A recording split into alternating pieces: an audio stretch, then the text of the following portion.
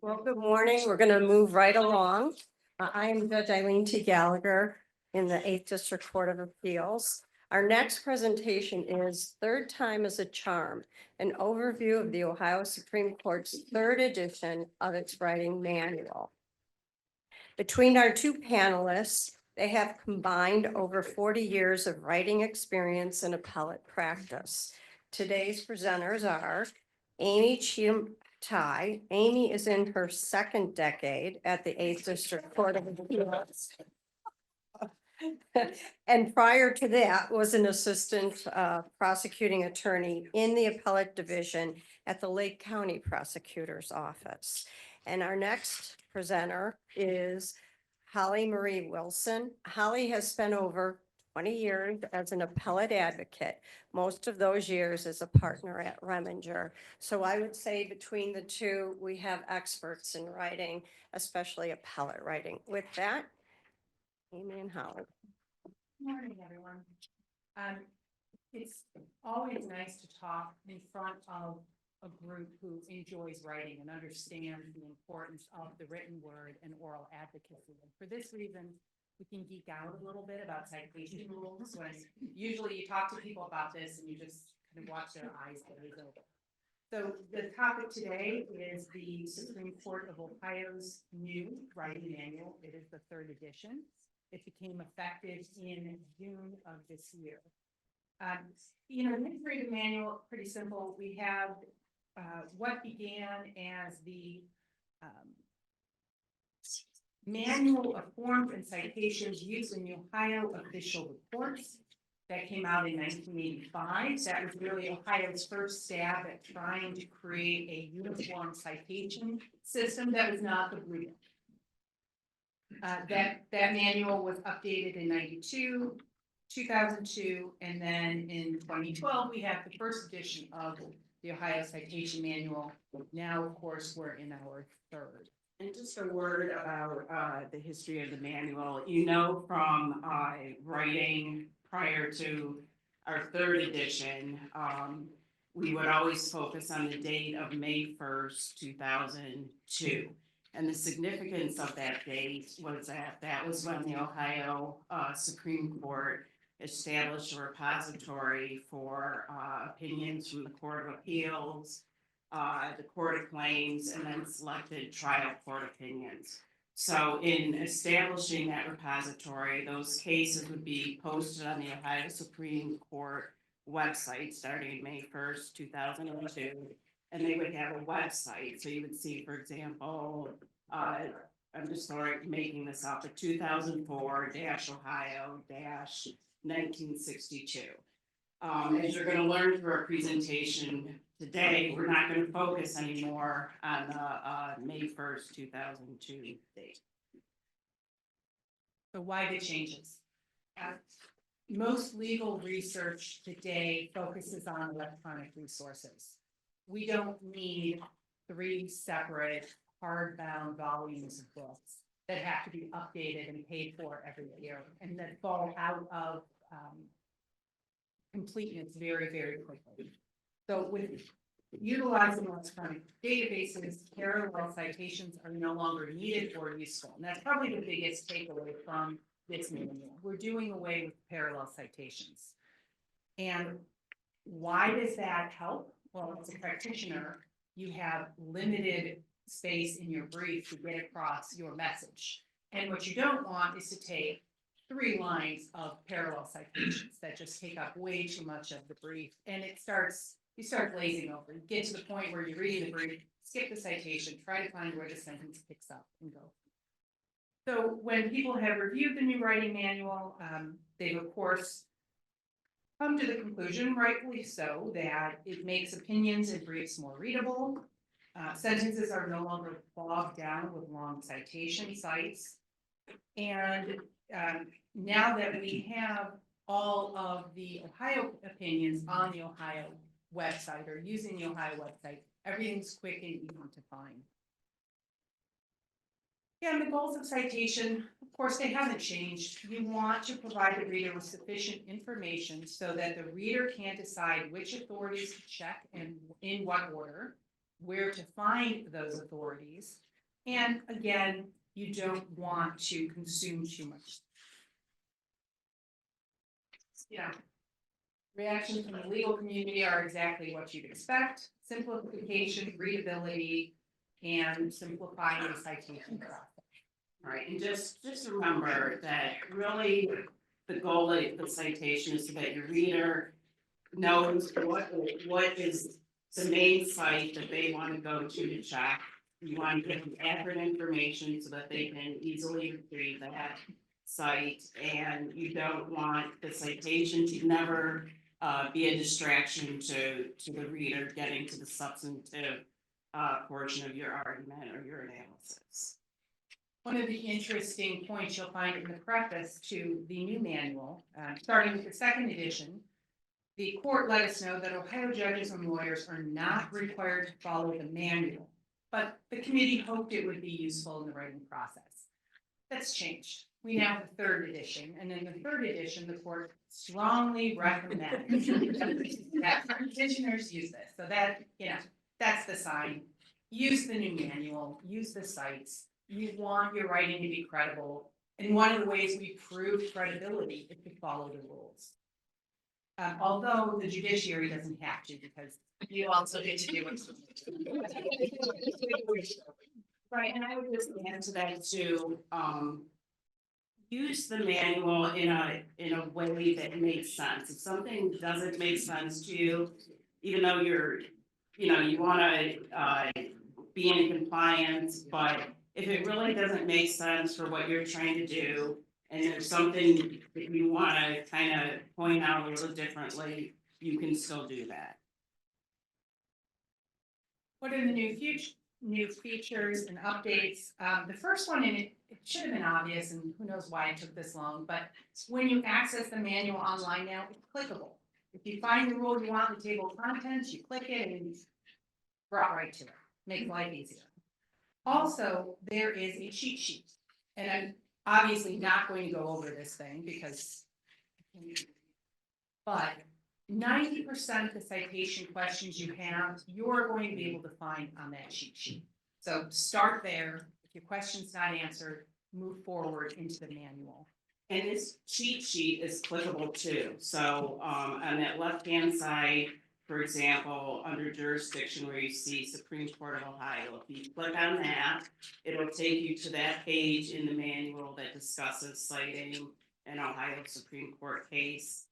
And then I believe at the bottom of the cheat sheet, there might be some like rules that you can also click on, and it'll take you right to that page in the manual. So a couple of the big changes and what they look like, you'll see up on the screen. And again, the first scenario is very simple, just what a change it makes between the second edition citation and the third edition. You've cut out the Northeast Reporter, you've cut out the Ohio Reporter, you're now left with the website paragraph. It's all you need when we're talking about a Supreme Court decision. If for whatever reason you don't have an Ohio website available yet, it's coming. They're working backwards. They'll get there eventually. But if not, you want to stick with the Ohio State Reporter. The Northeast Reporter, at least in the state of Ohio, is now considered obsolete. There's no need to use it. So here's an exception that comes up sometimes with our court, and the particular case that we've cited is State v. Tompkins, which we use a lot in our sufficiency of the evidence analysis. This case has a website, so you can see it's at 1997 Ohio-52, but there's no paragraph number. So in this case, even though there is a website, we're not going to use it. We're going to use the official Ohio Reporter, and that's it. We're going to delete the citation to the Northeast Reporter. So even though the Ohio Supreme Court didn't start putting the cases on their website until May 1st, 2002, they went back and did websites for some older cases, so you might encounter that situation. Court of Appeals citations are also going to look a little different. Specifically now, we no longer have to put in the county. So second edition, 10th district, Franklin number, case number, and then the Ohio website. Now, State v. Jones, Ohio website, we're going to let you know though that it's the 10th district. So you still keep the appellate court in there, we're just going to drop the county and the case number. Again, save space all the way around. So just generally, in a nutshell, if there's a website, you're gonna use that and nothing else. If there's no website, you're gonna cite just to the official reporter. And then if there's no website and no official reporter, then you're gonna use the electronic site, which is gonna be your Westlaw or your Lexis site. Citing to the United States Supreme Court has also changed again, concise. We're going to use the official US reporter when available. When it is not available, we're going to leave in the blanks for the US reporter and put in the Supreme Court's citation until the official reporter catches up. Also, a very slight change for reported federal circuit court cases. The only difference, and this is super minor, but when you're citing the circuit court, 6th Circuit, 2019 in the example, you're now going to have a space between 6th and circuit. Again, very minor change. Unreported cases, we also have a slight change, and that is going to be, again, we're dropping the case number. Just stick with either the Lexis or the web or the Westlaw site.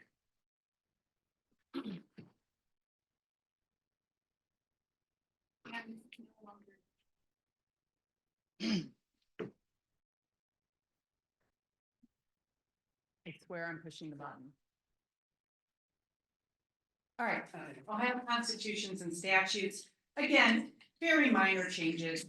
We're simplifying the process. We're making it a little easier to read. We no longer have to write out Ohio Constitution, Article 4, section. Instead, you see the abbreviations there on the screen. Revised code, citing the revised code chapter, same as well. Instead of writing out the word chapter, we have CH period. And just notice now that article is lowercase and we're using the scale pro, which is the section symbol instead of writing out section. We're going to use the section symbol for constitutions and secondary material. So like if you're quoting a statement, you can put the skill pro in there. We're not going to use the skill pro for the revised code, so it would still be RC 2929.19, or for the United States Code, it would still be SC 42 1983. You don't.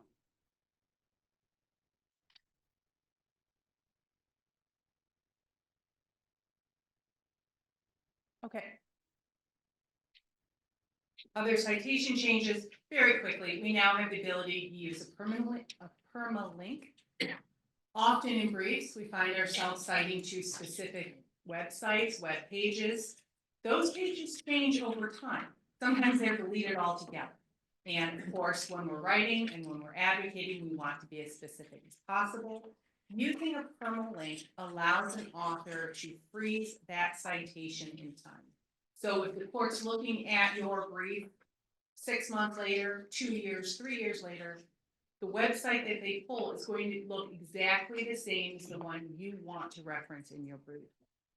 Also, again, a couple little rules here, but they're significant. Use of the phrase emphasis in original is now going to be preferred instead of emphasis sick. And the parenthetical cleaned up. It's starting to find our way into legal writing. It is still fairly controversial. It has some good uses, mainly getting rid of those monster block citations. However, the court wants us to use that parenthetical sparingly.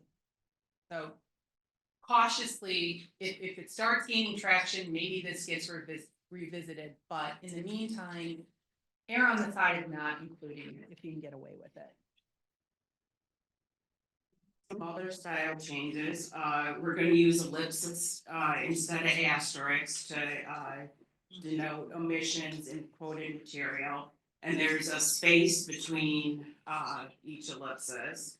Avoid archaic, feminine suffixes, such as administratives, and kind of air or side more to gender neutral language. You don't want to say stuff like it was a manly effort. We all know the caution against using block quotations, and the reader's temptation when they see block quotes really is to just skip over it. So be careful about your use of block quotations. When you use sick, we're not doing it to, kind of sneer at the writer.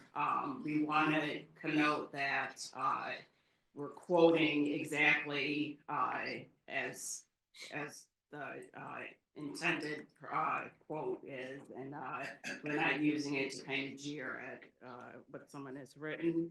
And then avoid acronyms.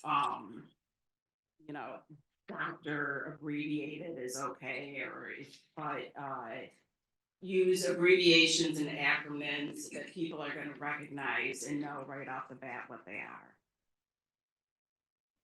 And that also entails not necessarily using an acronym for every single party in the case. If you can get away with it, we want to try to avoid those types of confusing acronyms. Changes regarding capitalization, very few. We now capitalize the S in state when we refer to the state of Ohio. Proper nouns are capitalized, so city of Cleveland, the C in city is going to be capitalized, unless you're just referring to the city in general.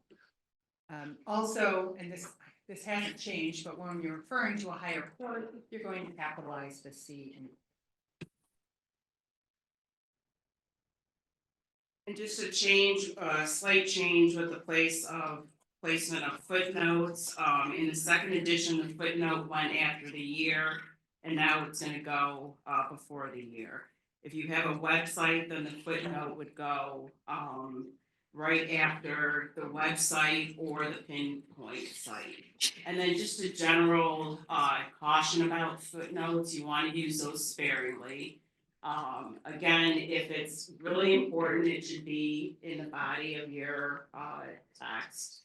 Do not place citations in footnotes. I would say the only exception to that would be maybe if you have a bunch of string cites with parentheticals, that might be appropriate to place in a footnote, but otherwise your citations should be in your text. And just remember, when you're thinking about using a footnote, you think about, how important is this? If it's something that you're thinking about placing in a footnote, maybe it really isn't that important and you don't need it. Or if it is important, then obviously it should be in the body of your text. All right, the Oxford comma, this is the big one, the controversial. Oxford comma is also known as the serial or the Harvard comma. It's used to clear up confusion and follow the rules of commas in lists, and is used to separate the final two items of a list that contain 3 or more items. It's always placed before the final coordinating conjunction. And of course, I had to copy that from somewhere because sort of know what Oxford comma is, but defining it. I wanted to put a joke in here, a comma joke. I looked online, they were all dirty, so. Thinking that Jennifer and Sarah love to eat ice cream. I thought that was about as easy as I could get. That's not going to offend anyone in the room. Obviously, the Oxford comma is the one you find after the name Jennifer and before the word and. I was actually on the committee when this manual was being discussed, and it was days of discussion over the Oxford comma. Its popularity kind of goes up and down now. In the state of Ohio, it's enshrined in our manual, use the Oxford comma. Okay, structure of the judicial opinion. There's no major changes. So the components of an opinion, you have head notes, and the head notes are not something that the court writes. They're written by the Supreme Court's reporter's office, and they're officially not part of the opinion. Then a syllabus is not something that the Eighth District Court of Appeals uses. It's not mandatory, but if it is used, it's written by the author of the opinion, and it has to be approved by a majority of the court. It summarizes the legal principles of the opinion, and generally the syllabus paragraphs are taken verbatim from the text of the opinion, with citations omitted.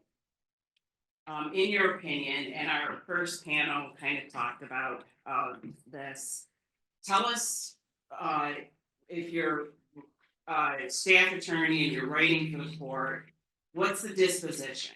What are we doing? Is the judgment affirmed? If it's affirmed in part and remanded, what's going to happen on remand? And then that can kind of be extrapolated to the briefs, and the first panel talked about this. In your briefs, tell us what it is that you want us to do, because we can, if you give us a clear request for relief, we can use that right in our opinion, if we agree with you for our disposition. And there are writings of examples of opinions in the writing manual for you to take a look.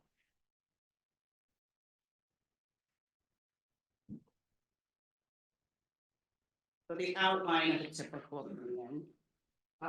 Introduction, you're identifying the main issue, you're providing the factual and procedural context, and you're stating your conclusion.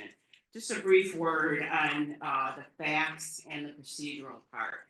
Sometimes, as judicial attorneys, we get cases that have been lingering around for years, and there's a ton of procedural history, and there's a ton of factual history. You know, kind of narrow your factual and procedural history to the issue on appeal. So it doesn't, you know, if we have say a divorce case that's been going on for 5 years, we don't need to know everything that happened in the case. Just, you know, what are the facts and the procedural history that are relevant to deciding this appeal is what we're going to put in our opinion. So I kind of already.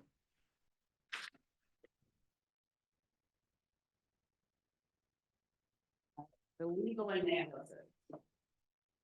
We're going to articulate precise terms that are presented in the appeal. We're going to review the standard of the review, and like Melissa said in the first presentation, sometimes our standard of review, you know, we're not going to spend a whole page going over the standard of review for a summary judgment, because really everybody knows what that is. So for easier readability and preservation of space, we're going to try to keep it simple. And then our sources of legal principles and how they apply to the facts in this case. And then finally, our conclusion, which summarizes the basis of the decision and what we're doing, and how each assignment of error is going to be decided. Okay, types of opinions. We have majority opinions and lead opinions. The majority provides the court's explanation for the judgment, and it's joined by more than half of the participating justices. The lead announces the court's judgment, and it's not joined by more than half of the participating justices. We can also have separate opinions, which can either concur with the judgment, concur with the judgment only, or concurring in part, dissenting in part. Sometimes these opinions you'll see, it's just as simple as concurring in judgment only. Sometimes they're actual separate opinions and explain why it is that the judge is concurring, and they might want to write something separate, or why they're concurring in judgment only or concurring in parts. Any questions? Perfect. Thank you all. So I not frequently use parentheticals, so I'm just trying to better understand why. Use the mic for the Zoom audience. Oh, I'm sorry. So I said I not infrequently use parentheticals to like maybe highlight a particular, what the holding was in the secondary site. I'm kind of wondering why that's frowned upon, or how, if there's information you want to convey in that secondary site, do you just talk about that case more fully in the paragraph? Exactly. It just use it, just put it in a sentence and then the citation.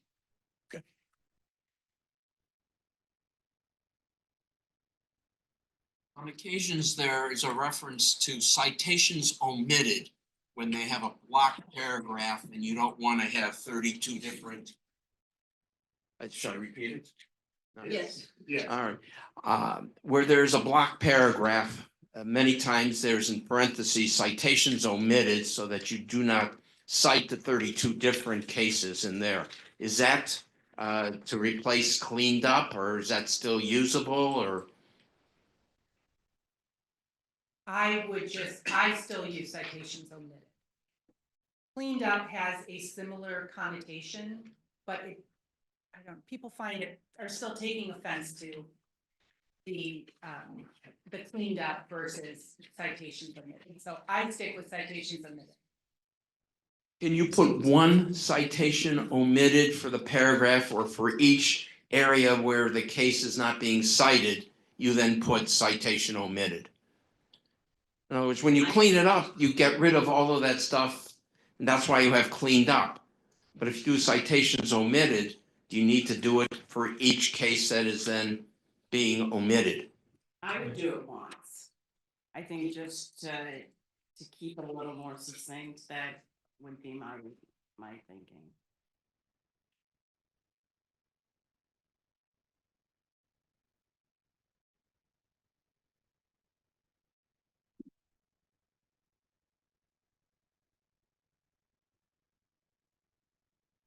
I just want to say on Wednesday, the Ohio Supreme Court released a serial comma case, Oxford comma case. Here to stay. All right. Thank you all. 10:15, thank you very much.